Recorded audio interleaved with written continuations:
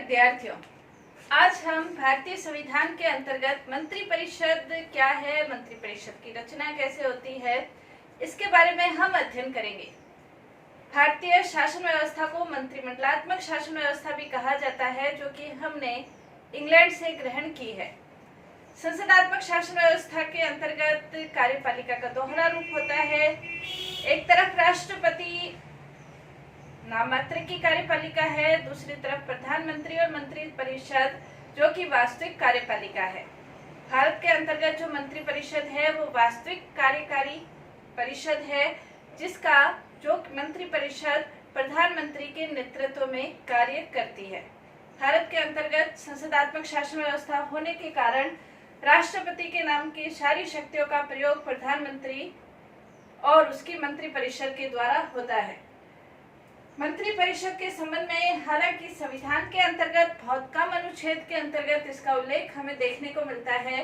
संविधान के अंतर्गत अनुच्छेद 74 के अंतर्गत ये कहा गया है कि राष्ट्रपति को की सहायता, सलाह और परामर्श देने के लिए एक मंत्रिपरिषद होगी, जिसका नेतृत्व प्रधानमंत्री के द्वारा किया जाएगा।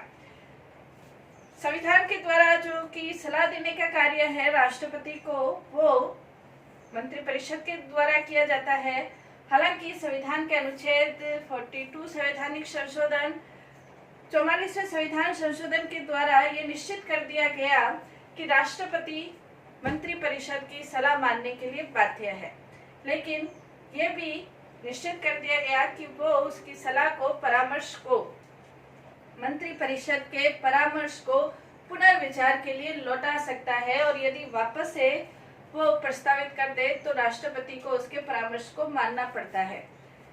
साथ ही ये भी निर्धारित किया गया है कि मंत्रिपरिषद की सलाह न्याय योग्य नहीं है, उसे न्यायालय में चुनौती नहीं दी जा सकती है। तो राष्ट्रपति मंत्रियों परिषद की सलाह के, परामर्श के सहायता से कार्य करता है। अनुच्छेद 74 के अंतर्गत ये बताया गया है। अनुच्छेद 75 मंत्रियों के संबंध में कुछ प्रावधान करता है, जिसका उल्लेख संविधान के अंतर्गत किया गया है। अनुच्छेद 75 के अंतर्गत ये बताया गया है कि प्रधानमंत्री की नियुक्ति राष्ट्रपति के द्वारा की जाएगी और प्रधानमंत्री की सलाह से अन्य मंत्रियों की नियुक्ति की जाएगी। यानी कि मंत्रिपरिषद की नियुक्ति में राष्ट्रपति के द्वारा मंत्रिपरिषद की नियुक्ति की जाती है, लेकिन वो नियुक्ति प्रधानमंत्री की सलाह से की जाती है। इसका वास्तविक रूप में यह होता है, प्रधानमंत्री जिस व्यक्ति को मंत्रिपरिषद में लेना चाहे उस व्यक्ति को मंत्री बनाएगा, और जिसको नहीं लेना चाहे नहीं बनेगा। वो इस संबंध में पूरी सूचना राष्ट्रपति के पास भेज देता है और राष्ट्रपति उसे सिग्नेचर कर देता है। यानी कि मंत्रिपरिषद की नियुक्ति राष्ट्रपति प्रधानमंत्री की सलाह से करता है। मंत्रिपरिषद के लिए आवश्यक है कि लोकसभा के अंतर्गत जितने सदस्य हैं उसके 15% से अधिक मंत्रिपरिषद के अंतर्गत नहीं होने चाहिए। इसके अलावा संसद की सदस्यता से यदि कोई व्यक्ति या मंत्री इस आधार पर संसद की सदस्यता से अयोग्य हो जाता है कि उसने दल बदल किया हो, तो यदि दल बदल के आधार पर वो संसद की सदस्यता से अयोग्य हो जाता है तो मंत्री पद से भी वो अयोग्य हो जाता है। इन सब का उल्लेख अनुच्छेद 75 के अंतर्गत किया गया है। ये भी कहा गया है कि मंत्रिपरिषद के सदस्य राष्ट्रपति के प्रसाद पर्यंत, हालांकि वास्तविक रूप में प्रधानमंत्री के प्रसाद पर्यंत होता है, लेकिन राष्ट्रपति के प्रसाद पर्यंत ही वो अपने पद पर रह सकते हैं। और यदि कोई मंत्री 6 माह से ज्यादा संसद में लगातार अनुपस्थित रहता है तो वो भी मंत्री पद के अयोग्य हो जाता है। तो इन सब का उल्लेख, मंत्रियों के बारे में जो उल्लेख है वो अनुच्छेद 75 के अंतर्गत किया गया है। इसी प्रकार अनुच्छेद 88 के अंतर्गत कुछ मंत्रियों के कुछ अधिकार है, उसके बारे में उल्लेख है। मंत्रियों को ये अधिकार है कि संसद के जैसे 2 सदन होते हैं, लोकसभा और राज्यसभा। मंत्री परिषद के अंतर्गत लोकसभा के सदस्य भी मंत्री बनाए जा सकते हैं, राज्यसभा के सदस्य भी मंत्री बनाए जा सकते हैं। मंत्री चाहे किसी भी सदन का सदस्य हो, वो किसी भी सदन में बोलने का अधिकार रखता है। राज्यसभा का सदस्य लोकसभा में भी बोल सकता है, लोकसभा का सदस्य राज्यसभा में भी बोल सकता है। ये मंत्रियों के अधिकार है, लेकिन जब मतदान करना है तो वो उसी सदन में मतदान कर सकता है जिसका वो सदस्य है। तो मंत्री परिषद के अंतर्गत किसी भी सदन का सदस्य हो सकता है, लेकिन किसी भी सदन में वो जो भी कार्रवाई होती है, वाद विवाद होता है, बहस होती है, उस दौरान उसको बोलने का अधिकार है अनुच्छेद 88 के अनुसार। मंत्रियों की नियुक्ति राष्ट्रपति के द्वारा प्रधानमंत्री की सलाह से राष्ट्रपति के द्वारा नियुक्ति की जाती है। इसके अंतर्गत ये आवश्यक है कि मंत्रियों की नियुक्ति करते हुए आवश्यक है कि वो किसी न किसी सदन का सदस्य होना आवश्यक है। वही व्यक्ति मंत्री पद पर नियुक्त हो सकता है जो राज्यसभा या लोकसभा में से किसी सदन का सदस्य है।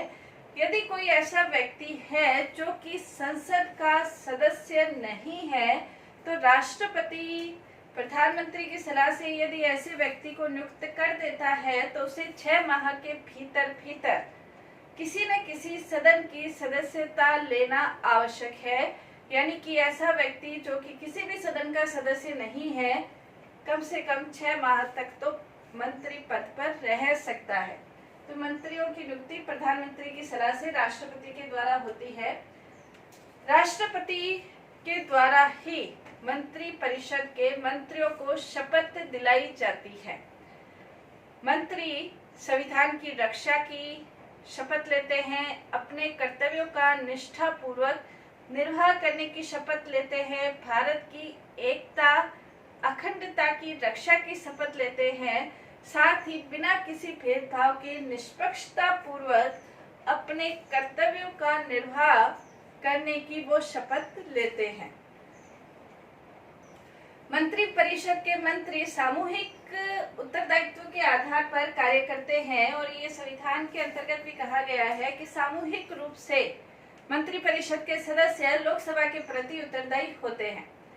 मंत्री परिषद सामूहिक रूप से कार्य करता है, सामूहिक उत्तरदायित्व के आधार पर कार्य करता है। उसका तात्पर्य ये है कि मंत्री परिषद के सदस्य कोई भी नीति, कोई भी निर्णय उसके लिए सामूहिक आधार पर ही वो लोकसभा के विश्वास के आधार पर कार्य करते हैं। और लोकसभा यदि अविश्वास प्रस्ताव के आधार पर अविश्वास प्रस्ताव पारित कर देती है मंत्री परिषद के विरुद्ध, तो संपूर्ण मंत्री परिषद को त्याग पत्र देना पड़ता है।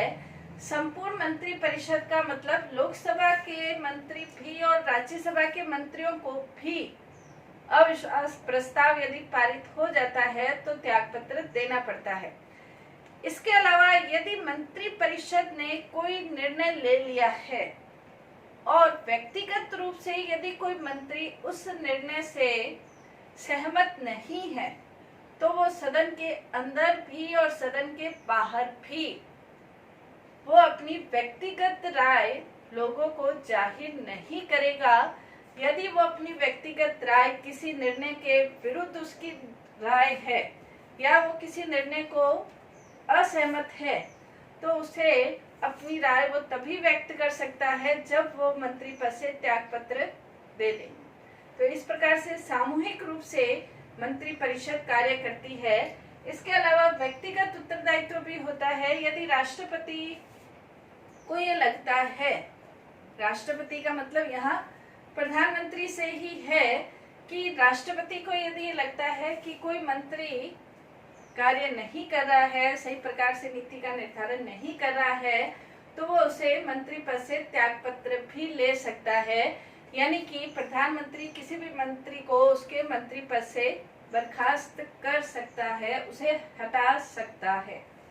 तो व्यक्तिगत उत्तरदायित्व भी है, लेकिन यहाँ पर ये चीज भी ध्यान में रखने की है कि भारत के मंत्री परिषद का सामूहिक और व्यक्तिगत उत्तरदायित्व तो है ही। मंत्री परिषद सामूहिक रूप से सामूहिक उत्तरदायित्व के आधार पर कार्य करती है, लेकिन व्यक्तिगत रूप से भी उसे हटाया जा सकता है।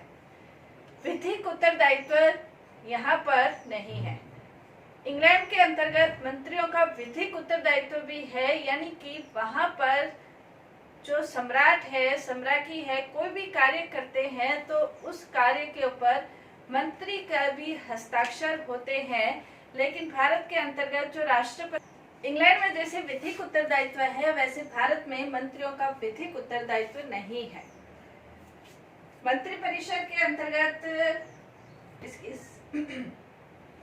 मंत्रिपरिषद की यदि संरचना देखें तो मंत्रिपरिषद में 3 तरह के मंत्री होते हैं: कैबिनेट स्तर के मंत्री, राज्य मंत्री और उपमंत्री।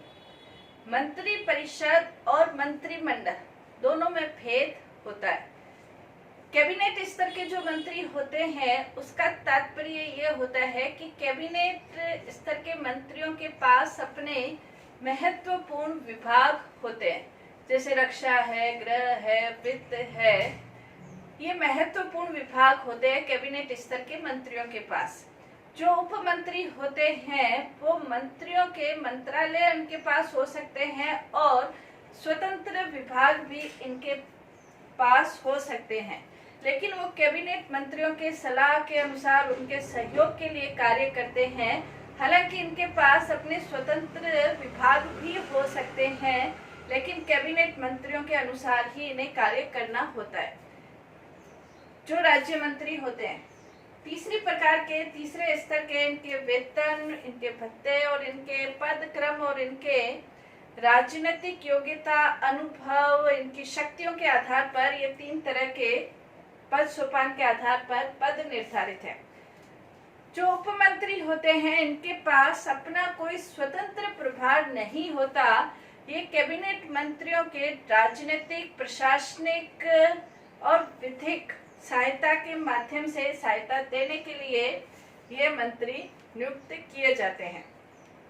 तो ये 3 तरह के मंत्री होते हैं। मंत्रिपरिषद और मंत्रिमंडल, इसमें बहुत अधिक अंतर है।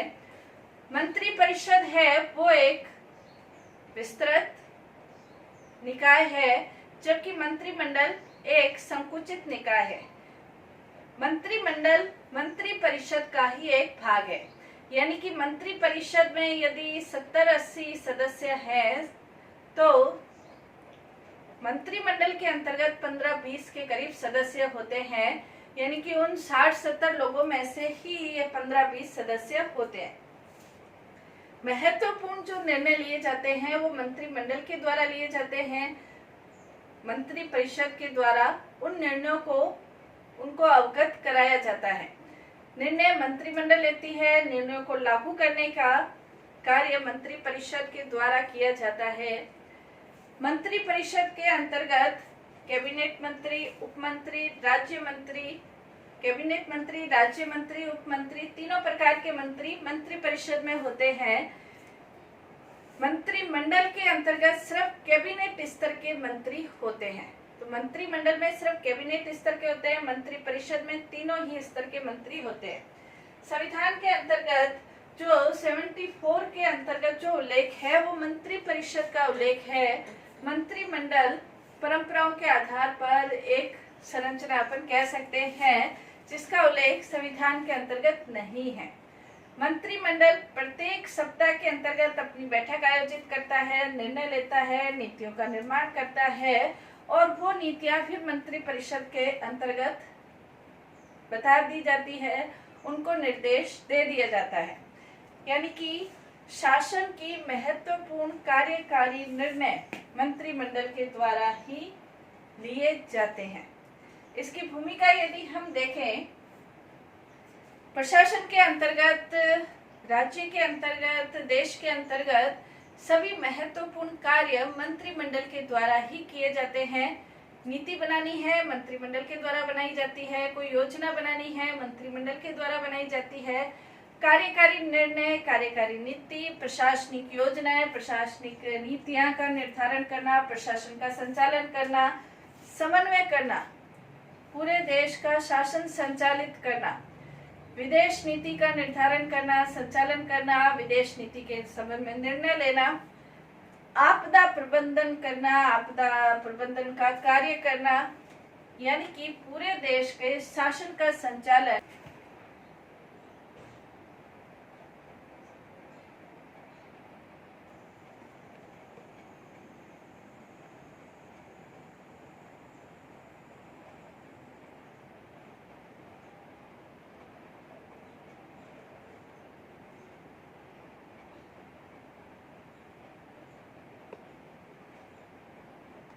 मंत्रिपरिषद की भूमिका के बारे में विभिन्न विद्वानों ने अपने कोटेशन दी है, जिसमें ग्लैडस्टोन ये कहते हैं कि कैबिनेट एक सूर्य के समान है जिसके चारों ओर सारे ग्रह घूमते हैं। इसी प्रकार रैमजे मेयर ने ये कहा है कि ये राज्य रूपी जहाज के यंत्र में स्टीयरिंग व्हील की तरह है। इसी प्रकार जो लावेल है उन्होंने ये कहा था कि कैबिनेट राजनीतिक वास्तु का आधार है। जो ब्रिटिश कैबिनेट के बारे में कहा जाता है, भारतीय कैबिनेट मंत्रिमंडल के बारे में भी ये सारी जो कोटेशंस है वो सारी कोटेशन सही सिद्ध होती है। इसी प्रकार बारकर ने ये कहा था कि कैबिनेट नीतियों का चुंबक है। तो भारत के अंतर्गत भी जो कैबिनेट है पूरे प्रशासन का, विदेश नीति का, राज्य का, कार्यपालिका का, नीतियों का, वित्त का, विधि का सारा संचालन वास्तविक रूप में कैबिनेट के द्वारा ही होता है, क्योंकि संसदात्मक शासन व्यवस्था में वास्तविक शक्तियों का प्रयोग कार्यपालिका के द्वारा, जो कि प्रधानमंत्री और मंत्रिपरिषद वास्तविक कार्यपालिका की भूमिका निभाती है, उसी के द्वारा प्रशासन का, विधान का, विदेश का, वित्त का संचालन किया जाता है। इसीलिए इनकी जो कोटेशन है वो भारतीय मंत्रिमंडल के ऊपर भी सही सिद्ध बैठती है। धन्यवाद।